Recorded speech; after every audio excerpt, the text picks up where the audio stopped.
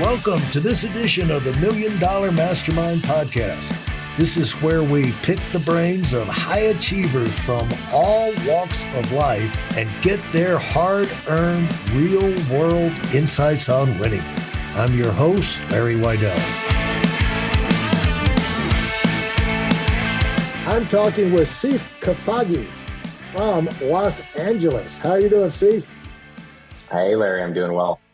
And excited to have you here and find out how someone goes from the bowels of Facebook and Meta and programming to real estate success in a big way. And I kind of know some of the clues there.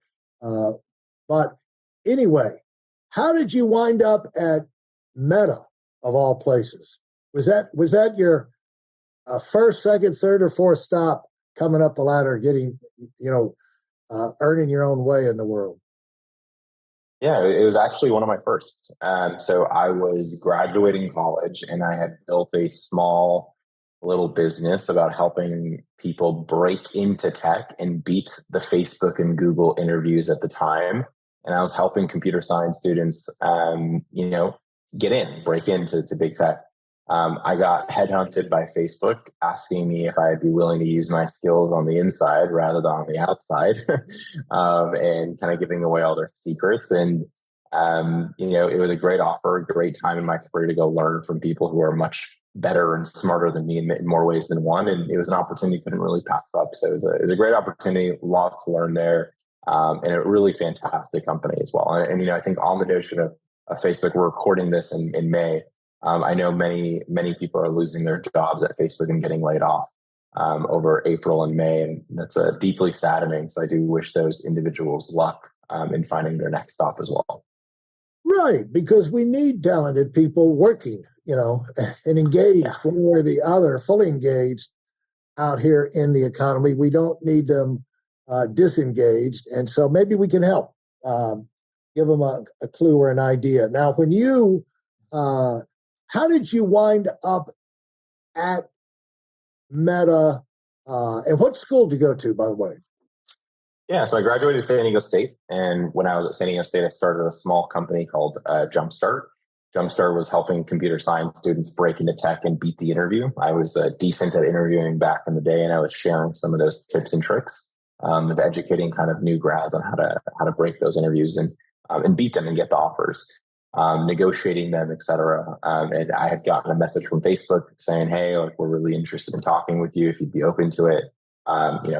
Flew out, met the team, and, really realized that day that this could be a great opportunity. The people I met were fantastic. But now, how does someone in college who hasn't gone through the process, you weren't working at Facebook yet, nope.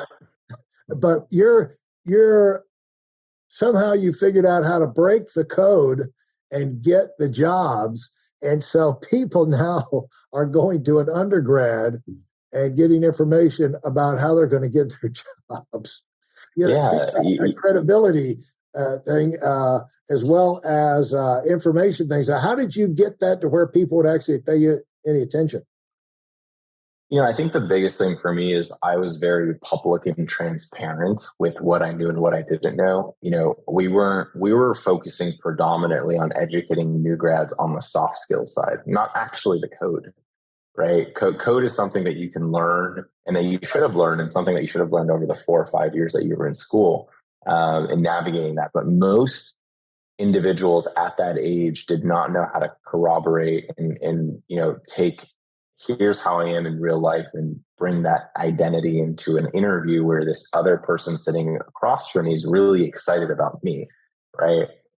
Telling their story and their narrative and connecting code to personality is actually a big deal, because I think people all the time think about a technology company like Meta where you have to be this great coder or this great engineer, and that's part of it. But 80% of the interview process is not about whether you can code. They expect you to know how to code, right? The interview process is about, is this the person that I want to work with? Can I grow this person, right? What are the soft skills of this person? Can this person bring value to my team culture? And these are things that new grads, myself at the time, right? It's really difficult to grasp, especially when you're in a mathematical environment most of your life, which is about code. Right. And, yeah. And, that's always been true, even before there was such a thing as coding and there was only such a thing as engineering. You'd get, whether or not you got hired or not, or whether or not you advanced, had to do with your people skills, not your technical skills. But exactly. You don't know that. You think it's my grades. Let me show you off, all of that. But, you can't laugh at a joke. You obviously have no self-humor, no ironic view of the world, you can't take a joke either. It's just, humor is just something that's what, I didn't see that in the book. And it's going to make it very hard to work with you. And that reminds me of, I was out in LA, believe it or not, one time, and I was reading the paper, LA Times, I guess, and they had a thing about the Yale Alumni Club was having meetings all over the state, and they were having a big-time recruiter come through, and this had to be 25 years ago. So before all of the coding influenza was all over the country, and the main point, they put this in the article, by the way. So they were having Yale alumni meetings all over California, north, middle, bottom, San Diego. Yep. Number one thing they covered with them is when you go into the interview, smile. Yeah, surprisingly, it's a big deal, right? Energy is really important. But they had all these Ivy League graduates that needed to be told, there's such a big thing. We're going to devote the primary time with our alumni meeting here to get you to smile and relax and, be a person. Yeah, it's a really big deal, right? The soft skills. It's not even the smiling itself. It's how you smile, when you smile, what you smile at, right? The levels of in-depth that goes in. And when we used to do it on college campuses, it was really a 1-week boot camp, and everyone was shocked that not a single session that we did was around their technical skills, right? Because, and look, as someone who in retrospect and in hindsight's 2020, I've had the privilege of probably seeing 1,000, 2,000, 3,000, 5,000 people interview and reading their interview feedback across every possible infrastructure team at Facebook. People with great tech skills and horrible people skills will never get hired. People with subpar tech skills and great people skills have a shot, right? And it's because people can learn, they can navigate, and it's that grit and that attitude that you're bringing to a culture. And like, as someone who runs a company today, you're going to hire the person who's a sponge, who can come in and adapt and navigate, not the person who's going to come in and destroy the culture, right? Because no one wants to be there. For those of you who are sick and tired of fooling around and are dead serious about wanting to move up fast, I've got something especially for you. I've combined the best insights from over 40 years in business and making $70 million in income and compressed them into a free webinar. That's right, it's a free resource. If you want to find out exactly what the concepts are that I use in coaching $1 million earners, register now at WeidelOnWinning.com. You'll discover the 5-part framework used by so many to reach their financial, personal, and professional goals. You can find that link in this episode's show notes. Yeah, you got to be with these people. Spend large amounts of time with them, and hopefully over many years, and you don't want someone you just dread. They make your skin crawl every time you think about them, and so you got to be able to be tolerated. In fact, I remember riding on an airplane with one of the CBS news guys back in Douglas. anyway, you wouldn't know him, but he was like behind Dan Rather when Dan Rather was the main guy. We were flying out of Savannah into Atlanta, and we were talking about Dan Rather and what they, Dan Rather. I told him this. I said, two kind of people. You have the people that are the technically oriented, and then you have the people that are people oriented. And I said the example, and we were talking about Dan Rather being the technical guy. Mr. President. It's like not really somebody the president looks forward to coming up and asking a question, but. What they had just done is gotten Dan Rather to wear a sweater on TV. and little things like that. Yeah, and that like humanized him a little bit. But the example of the two kinds of people is you have one neighbor in the neighborhood goes to the mailbox. The people person goes to the mailbox to pick up the mail. They see the neighbor out there watering the grass, and hey, how you doing, Carolyn? And how the kids, and you walk over and start a conversation, and 2 hours later, you go back in the house and forgot to get the mail. That's the people. Yeah. And then the technical person is somebody who goes and he winds up shooting the mailman because he's 2 minutes late. Yeah. It's an attitude and approach, and half glass empty, half glass full, right? Many times. And and people are really hard on themselves, especially as young 20-somethings, right? We don't know what's in the world yet. Right. And how did you get disabused of the idea that the grades and the technical ability and everything was not the issue, to the point that you started a business educating people who are ahead of you in school on this? How did you get turned on to that? I was very career oriented from a very young age because I had to provide for myself from a very young age, since I think I was about 14. Talk about that. Yeah. I held every stint possible. And, my parents were unfortunately disabled at a young age, or when we were young. And my dad. What kind of disabled?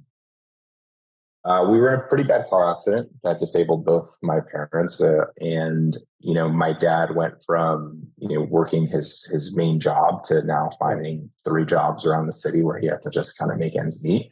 And my mom was, soon to be nurse, which was unfortunately handicapped and couldn't go down that path at the time. And, she became an incredible stay-at-home mom.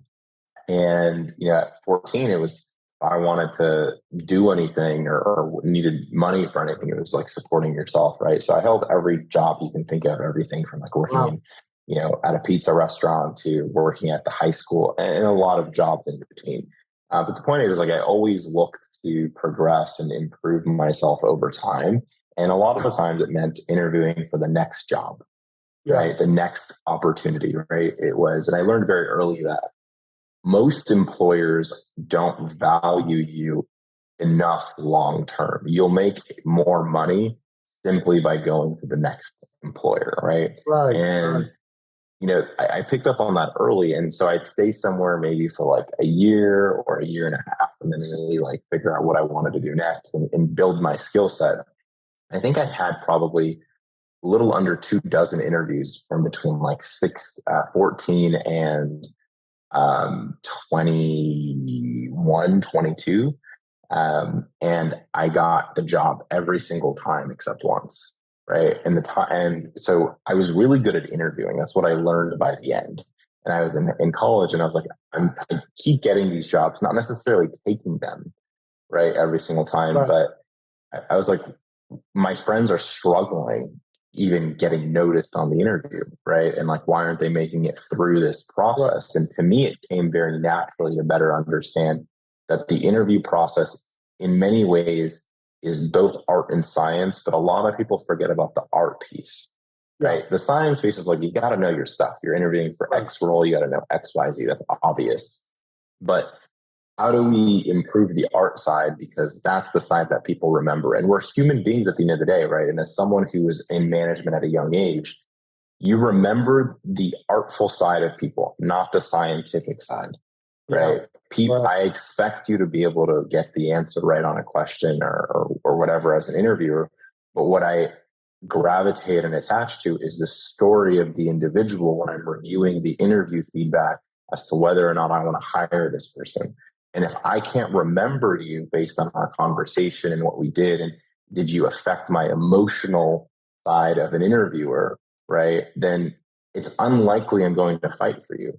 So those are the types of things that I picked up on very young, both as an interviewer and an interviewee over time. And what I realized is a lot of young people just did not understand that or grasp it, or perhaps for most of them, they just haven't been through enough interviews to really see those patterns, right? And so that's really where I recognized an opportunity to help educate around the topic. And I started writing online and, helping other people, and it naturally gravitated into that. I didn't actually seek out to start a business in that sense. And I wouldn't even call it a full-blown business. I was probably working with, 2 to 3 dozen people a year. But, each one was a great check for me and a great opportunity for them. Well, first of all, an accident like that can happen to any of us, Yep. Unfortunately, it happened to you and your family. And and when these things happen, a lot of how people have prepared or lived their life or, built values into their kids and all, that comes into play. And your parents must have done a whole lot right with you growing up for you to say, okay, I've got to, take care of myself and see what I can do to help out at home here. And that had to be a tough decision, or had to be tough adjustment, where now your free time is going to be working, and you don't really have a choice on that. And it happens, happens suddenly like that. How'd you make that adjustment?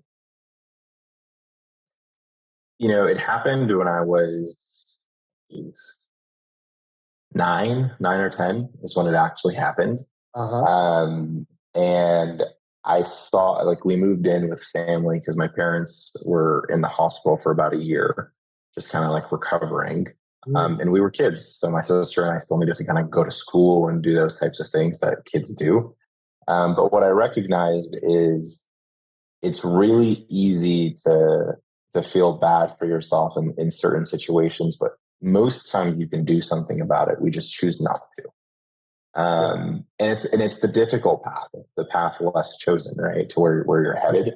And I was privileged enough to have parents who, even from their hospital bed, continued to motivate, educate, and take care of us the best of their ability from what they could do from there, right? Checking in on us. And I remember every Friday, actually, after school, my uncle would take me to go visit my parents in the hospital. And it was my favorite part of the week. I'd show up and, my mom would give me, $2 to go to the vending machine and, get a Dr. Pepper, right? It was kind of like my treat for the week. But she never stopped being a parent, even though she was going through an incredibly painful time in her life. Same for my dad, right?